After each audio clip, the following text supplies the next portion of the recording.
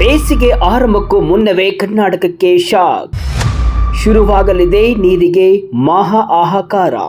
S ವೀಕ್ಷಕರೇ, ಕಳೆದ ವರ್ಷ ರಾಜ್ಯದಲ್ಲಿ ವಾಡಿಕೆಗಿಂತ ಉತ್ತಮ ಮಳೆಯಾಗಿತ್ತು. ಡ್ಯಾಂಗಳು ಭರ್ತಿಯಾಗಿದ್ವು, ಜಲಪಾತಗಳು ಧುಮ್ಮಿಕ್ಕಿದ್ವು. ಈ ಬಾರಿಯ ಬೇಸಿಗೆಯಲ್ಲಿ ಕನಿಷ್ಠ ಪಕ್ಷ ಕುಡಿಯುವ ನೀರಿಗಾದರೂ ಯಾವುದೇ ತೊಂದರೆ ಇರಲ್ಲ. ಬೇಸಿಗೆಯ ಬಿಸಿಲನ್ನು ಕೂಲಾಗಿ ಎದುರಿಸಬಹುದು ಎಂಬ ಭರವಸೆಯಲ್ಲಿ ಇಡೀ ರಾಜ್ಯವೇ ಇತ್ತು. ಆದರೆ ಕರ್ನಾಟಕ ರಾಜ್ಯ ನೈಸರ್ಗಿಕ ವಿಕೋಪ ಉಸ್ತುವಾರಿ ಕೇಂದ್ರ ಅಂದರೆ KSNDMS ಬಿಡುಗಡೆ ಮಾಡಿರುವ ಹೊಸ ಅಂಕಿಅಂಶಗಳು ಇಡೀ ರಾಜ್ಯವನ್ನೇ ಬೆಚ್ಚಿ ಬೀಳಿಸುವಂತಿದೆ.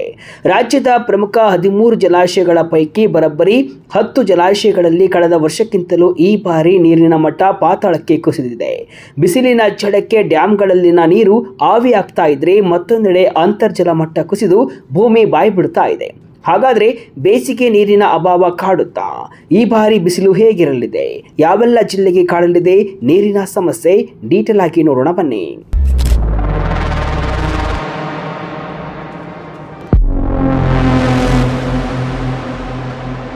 ಎಸ್, ಈ ಬಾರಿ ವರ್ಣದೇವ ಕರುಣೆ ತೋರಿದ್ದ, ಮಳೆರಾಯ ಅಬ್ಬರಿಸಿ ಬಬ್ಬಿರಿದಿದ್ದ. ರಾಜ್ಯದ ಜಲಾಶಯಗಳೆಲ್ಲ ಮೈತುಂಬಿ ಹರಿತಾ ಇದ್ವು. ಇನ್ನೇನು ಈ ವರ್ಷ ರೈತರ ಮುಖದಲ್ಲಿ ಮಂದಹಾಸ, ಕುಡಿಯುವ ನೀರಿಗೆ ಯಾವುದೇ ಟೆನ್ಷನ್ ಇಲ್ಲ ಅಂತಾನೆ ಇಡೀ ಕರ್ನಾಡು ನಿಟ್ಟಿಸುರು ಬಿಟ್ಟಿತ್ತು. ಆದರೆ ಪ್ರಕೃತಿಯ ಆಟವೇ ಬೇರೆ. ತುಂಬಿದ ಡ್ಯಾಂಗಳು ನೋಡ್ತಾ ಇದ್ದಂತೆಯೇ ಬರಿದಾಗ್ತಾ ಇವೆ. ಈ ಬಾರಿಯ ಬೇಸಿಗೆ ರಾಜ್ಯದ ಜನರನ್ನ ಅತಿ ಹೆಚ್ಚು ಕಾಡಲಿದೆ. ತಜ್ಞರು ಹೇಳುವಂತೆ ಈ ಬಾರಿಗೆ ರಾಜ್ಯಕ್ಕೆ ಜಲಕಂಟಕ ವ್ಯಾಪಕವಾಗಿರಲಿದೆ. KSNDMS ನೀಡಿರುವ ಅಧಿಕೃತ ವರದಿಯ ಪ್ರಕಾರ ರಾಜ್ಯದ ಒಟ್ಟು 13 ಪ್ರಮುಖ ಜಲಾಶಯಗಳ ಗರಿಷ್ಠ ಸಂಗ್ರಹಣಾ ಸಾಮರ್ಥ್ಯ 895.07 TMC ಅಡಿಗಳು. ಆದರೆ ಸದ್ಯ ಈ ಎಲ್ಲ ಡ್ಯಾಂಗಳಲ್ಲಿ ಉಳಿದಿರುವುದು ಕೇವಲ 493.91 TMC ನೀರು ಮಾತ್ರ. ಅಂದರೆ ಡ್ಯಾಂನ ಒಟ್ಟು ಸಾಮರ್ಥ್ಯದ ಕೇವಲ 45ರಷ್ಟು ನೀರು ಮಾತ್ರ ನಮ್ಮ ಬಳಿ ಉಳಿದಿದೆ. ಕಳೆದ ವರ್ಷ ಇದೇ ಸಮಯಕ್ಕೆ ರಾಜ್ಯದ ಡ್ಯಾಂಗಳಲ್ಲಿ 535 TMC ನೀರಿತ್ತು. ಆದರೆ ಈ ವರ್ಷ ಅದು 493 TMCಗೆ ಕುಸಿದಿದೆ. ಅಂದರೆ ಒಂದೇ ವರ್ಷದ ಅಂತರದಲ್ಲಿ ಬರೋಬ್ಬರಿ 42 TMC ಅಷ್ಟು ಬೃಹತ್ ಪ್ರಮಾಣದ ನೀರು ನಮಗೆ ಲಭ್ಯವಿಲ್ಲ. 42 TMC ಅಂದರೆ ಬೆಂಗಳೂರಿನಂತಹ ಮಹಾನಗರಕ್ಕೆ ಹಲವು ವರ್ಷಗಳ ಕಾಲ ಕುಡಿಯಲು ಸಾಕಾಗುವಷ್ಟು ನೀರು.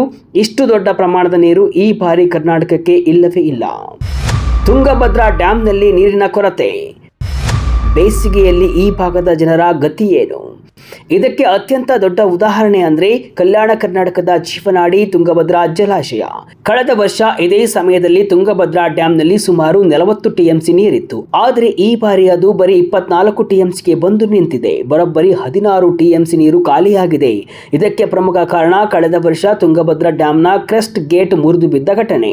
ಈ ಬಗ್ಗೆ ವಿವರಿಸುವ KSNDMC ಮಾಜಿ ನಿರ್ದೇಶಕರಾದ ಶ್ರೀನಿವಾಸ ರೆಡ್ಡಿಯವರು, ತುಂಗಭದ್ರಾ ಡ್ಯಾಂನ ಕ್ರೆಸ್ಟ್ ಗೇಟ್ ಮುರಿದ ಕಾರಣ ಲಕ್ಷಾಂತರ ಕ್ಯೂಸೆಕ್ ನೀರು ಸಮುದ್ರದ ಪಾಲಾಯಿತು. ಜಲಾನಯನ ಪ್ರದೇಶಗಳಲ್ಲಿ ಎಷ್ಟೇ ಒಳ್ಳೆಯ ಮಳೆಯಾದರೂ ಕೂಡ ಡ್ಯಾಂನಲ್ಲಿ ಕೇವಲ 70% ಮಾತ್ರ ನೀರನ್ನು ಸಂಗ್ರಹಿಸಿಡಲು ಸಾಧ್ಯವಾಯಿತು ಅಂತ ಹೇಳ್ತಾರೆ. ಗೇಟ್ ದುರಂತದಿಂದಾಗಿ ನೀರು ನಿಲ್ಲದೆ ಹರಿದು ಹೋದದ್ದು ರೈತರ ಪಾಲಿಗೆ ಮರಣ ಶಾಸನವಾಗಿ ಪರಿಣಮಿಸಿದೆ ಅಂತ ಹೇಳಿದರು. ಸೂಪರ್ ಡ್ಯಾಂನಲ್ಲೂ ಕೂಡ ನೀರಿನ ಮಟ್ಟ ಕುಸಿತ. ಮಲೆನಾಡಿಗರಿಗೆ ಕಾಡಲ್ವಾ ನೀರಿನ ಬಾಧೆ? ಇನ್ನು ಉತ್ತರ ಕನ್ನಡದ ಸೂಪರ್ ಡ್ಯಾಂನಲ್ಲೂ ಕೂಡ ನೀರಿನ ಮಟ್ಟದಲ್ಲಿ ಭಾರಿ ಕುಸಿತ ಕಂಡಿದೆ. ಕಳೆದ ವರ್ಷ 82 TMC ಇದ್ದ ನೀರು ಈಗ 77 TMCಗೆ ಬಂದು ಇಳಿದಿದೆ. ಆದರೆ ಮಲೆನಾಡು ಹಾಗೂ ಕಾವೇರಿ ಕೊಳ್ಳದಲ್ಲಿ ಕೊಂಚ ಸಮಾಧಾನಕರ ಸಂಗತಿ ಇದೆ. ಶಿವಮೊಗ್ಗದ ಲಿಂಗನಮಕ್ಕಿ ಜಲಾಶಯದಲ್ಲಿ ಕಳೆದ ವರ್ಷ 78 TMC ನೀರಿದ್ರೆ ಈ ಬಾರಿ ಅದು 87 TMCಗೆ ಏರಿಕೆಯಾಗಿದೆ. ಮಂಡ್ಯದ ಕೃಷ್ಣರಾಜ ಸಾಗರ ಅಂದರೆ KRS ಡ್ಯಾಂನಲ್ಲೂ ಕೂಡ ಕಳೆದ ವರ್ಷ 37 TMC ನೀರಿತ್ತು. ಈ ಬಾರಿ ಅದು 38 TMC ಅಷ್ಟಿದೆ. ಅಂದರೆ ಕೊಂಚ ಏರಿಕೆಯನ್ನು ನೋಡಬಹುದು. ಆದರೆ ರಾಜ್ಯದ ಒಟ್ಟಾರೆ ಚಿತ್ರಣವನ್ನು ನೋಡಿದಾಗ ಈ ಸಣ್ಣ ಏರಿಕೆಗಳು ಭೀಕರ ಜಲಕ್ಷಾಮವನ್ನು ತಡೆಯಲು ಸಾಲಲ್ಲ ಅಂತ ಹೇಳಲಾಗ್ತಿದೆ. ಸಡನ್ಲಿ ಡ್ಯಾಂಗಳಲ್ಲಿ ನೀರು ಖಾಲಿಯಾಗಿದ್ಯಾಕೆ? ವೀಕ್ಷಕರೇ, ಮಳೆಗಾಲದಲ್ಲಿ ಸುರಿದ ನೀರು ಡ್ಯಾಮ್ ಸೇರಿತ್ತು ನಿಜ. ಆದರೆ ಆ ನೀರೆಲ್ಲ ಈಗ ಎಲ್ಲಿ ಹೋಯಿತು? ಯಾರು ಬಳಸದೆ ನೀರು ಹೇಗೆ ಕರಗ್ತು? ಈ ಪ್ರಶ್ನೆ ನಿಮ್ಮನ್ನು ಕಾಡ್ತಾ ಇರಬಹುದು. ಇದಕ್ಕೆ ತಜ್ಞರು ನೀಡುವ ಉತ್ತರ ಬಿಸಿಲಿನ ತಾಪ ಮತ್ತು ಬಾಷ್ಪೀಕರಣ. ಹೌದು, ಇದು ಪ್ರಕೃತಿ ನಮಗೆ ಕೊಡುತ್ತಿರುವ ಬಹುದೊಡ್ಡ ಎಚ್ಚರಿಕೆ. ಡ್ಯಾಂಗಳಲ್ಲಿ ನೀರು ಕಡಿಮೆಯಾಗಲು ಪ್ರಮುಖ ಕಾರಣ ಏರುತ್ತಿರುವ ತಾಪಮಾನ ಅಂದರೆ ಗ್ಲೋಬಲ್ ವಾರ್ಮಿಂಗ್ ಎಫೆಕ್ಟ್. ತಜ್ಞರಾದ ಶ್ರೀನಿವಾಸ ರೆಡ್ಡಿಯವರ ಪ್ರಕಾರ ಬಿಸಿಲಿನ ಜಳ ಹೆಚ್ಚಾದಂತೆಲ್ಲ ಜಲಾಶಯಗಳ ಮೇಲ್ಮೈ ನೀರು ವೇಗವಾಗಿ ಆವಿಯಾಗುತ್ತಿದೆ. ಮತ್ತೊಂದೆಡೆ ಸಸ್ಯಗಳ ಬಾಷ್ಪೀಕರಣ ಕೂಡ ಹೆಚ್ಚಾಗಿದೆ. ಅಂದರೆ ವಾತಾವರಣದಲ್ಲಿ ಉಷ್ಣಾಂಶ ಹೆಚ್ಚಾಗಿ ಹೆಚ್ಚಾದಾಗ ಗಿಡ ಮರಗಳು ಹೆಚ್ಚಿನ ನೀರನ್ನು ಹೊರಹಾಕುತ್ತವೆ. ಇದರಿಂದಾಗಿ ಗಿಡಗಳಿಗೆ ಹೆಚ್ಚು ನೀರಿನ ಅಗತ್ಯ ಬೀಳುತ್ತೆ. ಕೃಷಿ ಭೂಮಿಗೆ ಸಾಮಾನ್ಯಕ್ಕಿಂತ ಹೆಚ್ಚಿನ ನೀರನ್ನು ಹರಿಸಬೇಕಾದ ಅನಿವಾರ್ಯತೆ ಸೃಷ್ಟಿಯಾಗುತ್ತೆ. ಇದು ಪರೋಕ್ಷವಾಗಿ ಜಲಾಶಯಗಳ ಮೇಲಿನ ಒತ್ತಡವನ್ನು ಡಬಲ್ ಮಾಡುತ್ತೆ. ಹೀಗೆ ಕೃಷಿಗೆ ನೀರು ಕೊಟ್ಟರೆ ಕುಡಿಯಲು ನೀರಿಲ್ಲದ ಸ್ಥಿತಿ ನಿರ್ಮಾಣವಾಗಲಿದೆ. ಸರ್ಕಾರಿ ನಿಯಮಾವಳಿಗಳ ಪ್ರಕಾರ ಯಾವುದೇ ಜಲಾಶಯವಿರಲಿ ಕುಡಿಯುವ ನೀರಿಗೆ ಪ್ರಥಮ ಆದ್ಯತೆ. ಹೀಗಾಗಿ ಇನ್ನು ಮುಂದಿನ ದಿನಗಳಲ್ಲಿ ಕೃಷಿ ಚಟುವಟಿಕೆಗಳಿಗೆ ಡ್ಯಾಂನಿಂದ ನೀರು ಹರಿಸುವುದನ್ನು ಸಂಪೂರ್ಣವಾಗಿ ನಿಲ್ಲಿಸುವ ಸಾಧ್ಯತೆ ದಟ್ಟವಾಗಿದೆ. ಇದು ರೈತರನ್ನ ಸಂಕಷ್ಟಕ್ಕೆ ತಳ್ಳಲಿದೆ. ಕೈಗೆ ಬಂದ ತುತ್ತು ಬಾಯಿಗೆ ಬರಲಿಲ್ಲ ಎಂಬಂತೆ ಬೆಳೆದ ಬೆಳೆಗಳು ಕಣ್ಣಿದರೆ ಒಣಗಿ ಹೋಗುವುದನ್ನು ನೋಡುವ ಸ್ಥಿತಿ ಕೂಡ ಎದುರಾಗಬಹುದು. ಭೂಮಿಯ ಒಡಲಲ್ಲೂ ಕೂಡ ನೀರು ಖಾಲಿ. ಇದು ಕೇವಲ ಡ್ಯಾಂಗಳಿಗೆ ಮಾತ್ರ ಸೀಮಿತವಾದ ಸಮಸ್ಯೆಯಲ್ಲ, ಭೂಮಿಯ ಒಡಲಲ್ಲೂ ಕೂಡ ನೀರಿಲ್ಲ. ರಾಜ್ಯ ವಿಪತ್ತು ನಿರ್ವಹಣಾ ಕೋಶದ ಮೂಲಗಳು TNSEಗೆ ನೀಡಿರುವ ಮಾಹಿತಿ ಪ್ರಕಾರ ವಿಪರೀತ ಅಂತರ್ಜಲ ಶೋಷಣೆಯಿಂದಾಗಿ ರಾಜ್ಯದ 43 ತಾಲೂಕುಗಳಲ್ಲಿ ಈಗಾಗಲೇ ಭೀಕರ ಜಲಕ್ಷಾಮ ಶುರುವಾಗಿದೆ.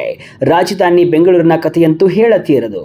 ಕಾವೇರಿ ನೀರಿನ ಸಂಪರ್ಕವಿಲ್ಲದೆ ಕೇವಲ ಬೋರ್ವೆಲ್ಗಳನ್ನೇ ನಂಬಿಕೊಂಡಿರುವ ಬೆಂಗಳೂರಿನ ಹಲವು ಬಡಾವಣೆಗಳು, ಅಪಾರ್ಟ್ಮೆಂಟ್ ನಿವಾಸಿಗಳು ಈ ಬೇಸಿಗೆಯಲ್ಲಿ ಹನಿ ನೀರಿಗೂ ಟ್ಯಾಂಕರ್ಗಳ ಮೊರೆ ಹೋಗುವುದು ಅನಿವಾರ್ಯ ಅಂತ ಎಚ್ಚರಿಸಿದ್ದಾರೆ.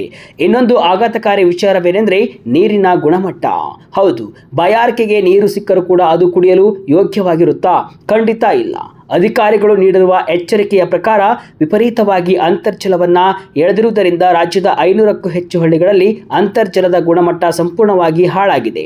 ಭೂಮಿಯ ಆಳದಿಂದ ಬರುವ ನೀರಿನಲ್ಲಿ ಫ್ಲೋರೈಡ್, ನೈಟ್ರೇಟ್ನಂತಹ ರಾಸಾಯನಿಕಗಳ ಅಂಶ ಹೆಚ್ಚಾಗುತ್ತಿದ್ದು ಇದು ಜನರ ಆರೋಗ್ಯದ ಮೇಲೆ ಗಂಭೀರ ಪರಿಣಾಮವನ್ನು ಬೀರಲಿದೆ. ಶುದ್ಧ ಕುಡಿಯುವ ನೀರು 500 ಹಳ್ಳಿಗಳ ಜನರಿಗೆ ಮರೀಚಿಕೆಯಾಗಲಿದೆ. ತಜ್ಞರು ಈಗಾಗಲೇ ಕೆಲವು ಜಿಲ್ಲೆಗಳಿಗೆ ರೆಡ್ ಅಲರ್ಟ್ ಅನ್ನು ಘೋಷಿಸಿದ್ದಾರೆ. ದಯವಿಟ್ಟು ನೀರನ್ನು ಮಿತವಾಗಿ ಬಳಸಿ, ಹನಿ ನೀರನ್ನ ಪೋಲು ಮಾಡಬೇಡಿ ಅಂತ ಜನತೆಯಲ್ಲಿ ಕಳಕಳಿಯ ಮನವಿಯನ್ನ ಮಾಡ್ತಿದ್ದಾರೆ. ಕುಡಿಯುವ ನೀರಿಗೆ ಮಾತ್ರವೇ ಮೊದಲ ಆದ್ಯತೆ ಇರುವುದರಿಂದ ವಾಹನ ತೊಳೆಯಲು, ಗಾರ್ಡನಿಂಗ್ ಮಾಡಲು, ರಸ್ತೆಗಳಿಗೆ ನೀರು ಸಿಂಪಡಿಸಲು ಶುದ್ಧ ನೀರನ್ನ ಬಳಸದಂತೆ ಕಟ್ಟುನಿಟ್ಟಿನ ಎಚ್ಚರಿಕೆಯನ್ನ ನೀಡಲಾಗ್ತಿದೆ. ಒಟ್ಟಾರೆಯಾಗಿ ಹೇಳುವುದಾದರೆ ಕರ್ನಾಟಕದ ಪಾಲಿಗೆ ಈ ಬಾರಿಯ ಬೇಸಿಗೆ ಆಶಾದಾಯಕವಾಗಿಲ್ಲ.